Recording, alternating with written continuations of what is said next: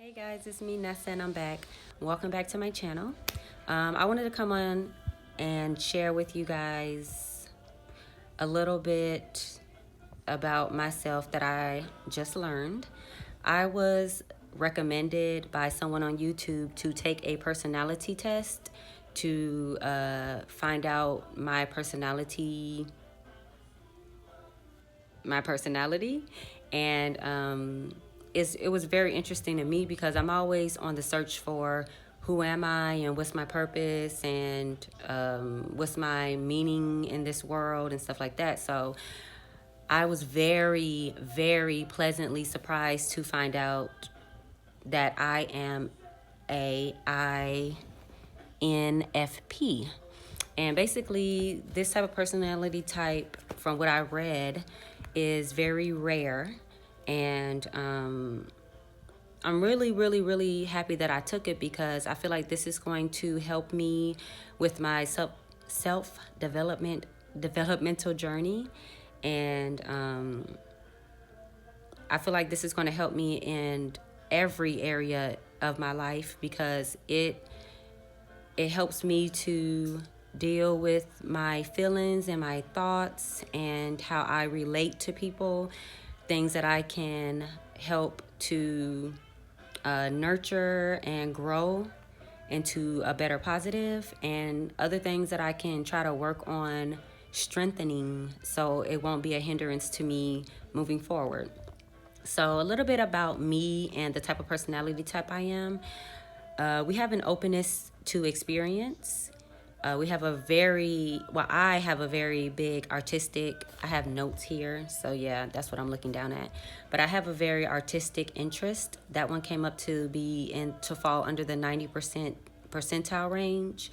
And I can't agree to that because I've always enjoyed, ever since I was a little girl, like poetry and music and the arts and reading and writing.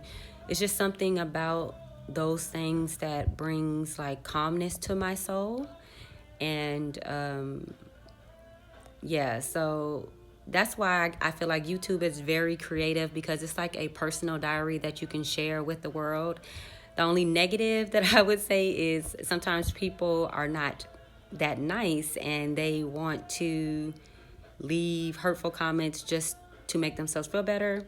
But we all know that when people insult you, it says more about, when people insult you and it's not constructive criticism, it really just says more about them than about you. So I try not to take it personal, but the type of personality I am, I'm just very sensitive and emotional. And there's nothing wrong with being like that, but you don't want those things to hinder you from becoming a whole, mature, developed person. So the third thing is I have a very great imagination. I have a wide range of emotional depths, willingness to experiment, intellectual curiosity, tolerance for diversity. I have a high, and it also says I have high self-discipline, and I have to agree and disagree to that because I feel like there are some things that I definitely should work on. But my open-mindedness basically allows me to make friends easily because I try my best not to be judgmental because I always feel like things do not fall under the black and white spectrum. And it's funny because I live in a gray area, and it's a good thing and a bad thing because the good thing is you have open-mindedness, so you are less judgmental than others, and people feel that they can be themselves around you and they can trust you because you're very trustworthy and loyal and stuff like that. But the bad thing is when you live in a gray area, it's very hard to make decisions and to stick with them. My personality type, we prefer people to make decisions for us just because we live in this imaginary ideal world that we create for ourselves because this world is so cold and just shitty. So yeah, we try to protect ourselves by creating this false reality and blocking out real reality. That didn't make sense because real is reality, but you know what I'm saying. So I think that's why I also enjoy my solitude, because it's very, very, very, very draining for me to deal with people on an everyday basis. I have these spurts where I just want to be around people. I want to meet new people. I want to talk and share ideas. But then on the flip side, I need to be alone. That way I can like self-reflect and plan and, just organize my thoughts and stuff like that. So a lot of times people don't get that about me, and my communication isn't the best because we prefer to avoid conflict. So even though we appreciate people's boldness and honesty, we hate conflict at all costs. Like whenever I get upset, I will start to get anxious and nervous, and when I'm really upset, I just cry. And it's not because I'm scared or anything like that. It's just because I don't know how to deal with that type of, I don't know how to deal with conflict and stuff like that. So I try to live like a drama-free life, and it's hard to do that when you have a lot of friends or you're constantly around people, because with people comes their problems. And even though we're very empathetic and also sympathetic to people and their problems, and we love to help, I feel like that's my passion. My passion is to help people. I honestly get so much pleasure and wholeness and self-worth from how I can make other people's lives better.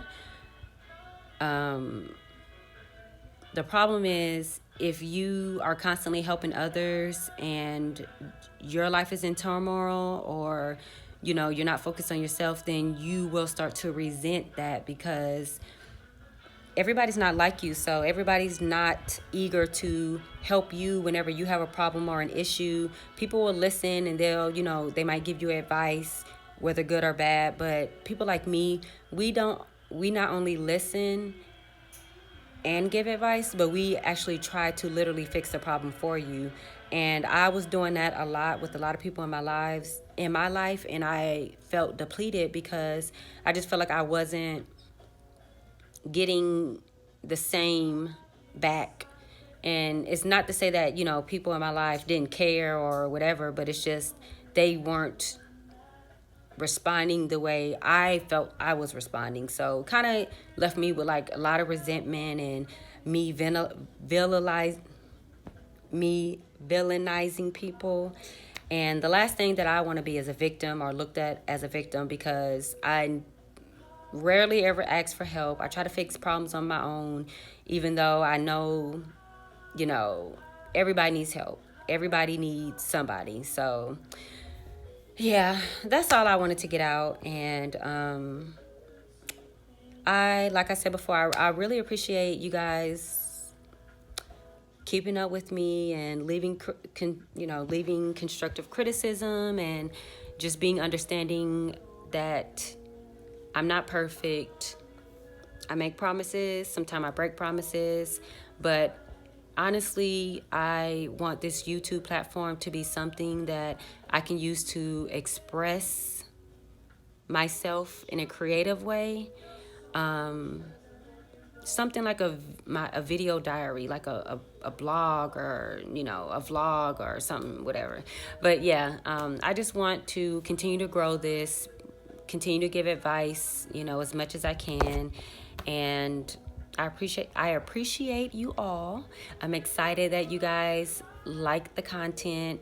Whether you like it, whether you don't, I'm fine. If I can help you with what I'm learning and sharing, that's great. That's what I'm here for.